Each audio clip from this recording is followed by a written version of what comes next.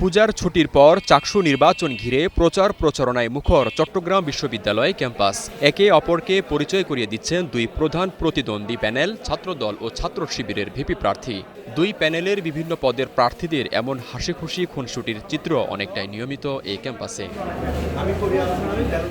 নির্বাচন মানেই যেখানে ভোটযুদ্ধ, সেখানে এমন সম্প্রীতির চিত্র ভিন্ন এক বার্তা দিচ্ছে শিক্ষার্থীদের।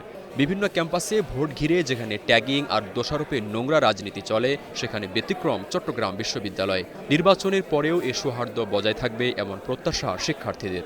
আমাদের সকল প্রার্থীরা হচ্ছে যে খুব মিলেমিশে একসাথে কাজ করতেছে, কোনো প্রবলেম হচ্ছে না। যেমন একজন ভোটার হিসেবে চাইবো যে প্রতিযোগিতামূলকভাবে নির্বাচন হোক, সেক্ষেত্রে সকলে মিলেমিশে কাজ করবে।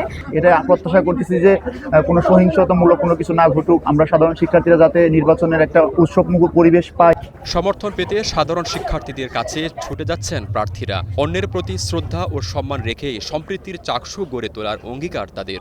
দেশের নাগরিকরা কিংবা ক্যাম্পাসের শিক্ষার্থীরা কিন্তু এই গণতান্ত্রিক চর্চা থেকে অনেকদিন ধরে দূরে ছিল।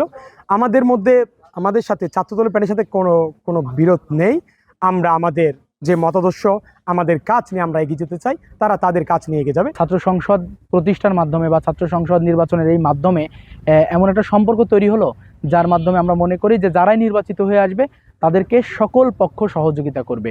চাকসু নির্বাচনকে ঘিরে অনলাইনে দুই একটি অভিযোগ ছড়িয়ে পড়লেও এখন পর্যন্ত আচরণবিধি লঙ্ঘন বা পাল্টাপাল্টি কোনো অভিযোগ জমা পড়েনি নির্বাচন কমিশনে। উৎসবমুখর ভোট প্রত্যাশা কমিশন প্রধানের। আমরা চাই যে সুস্থ ধারায় বিশ্ববিদ্যালয়ের ভোটিং প্যাটার্নটা ফিরে আসুক। আমরা চাই যে আমাদের শিক্ষার্থীরা যারা বিগত দিনে কোনো ভোট দেওয়ার অভিজ্ঞতা নাই, তারা যেন প্রথম ভোটটা দিয়ে নিজেরা স্যাটিসফাই হয়ে যেন যাইতে পারে। ৩ যুগ পর আগামী 15 অক্টোবর অনুষ্ঠিত হতে যাচ্ছে চাকসু নির্বাচন, যাতে 13টি প্যানেল ও স্বতন্ত্র সহ 26 পদে প্রতিদ্বন্দ্বিতা করছেন 415 জন প্রার্থী। নির্বাচনে ভোটার সংখ্যা 27,500। Desk report, star news.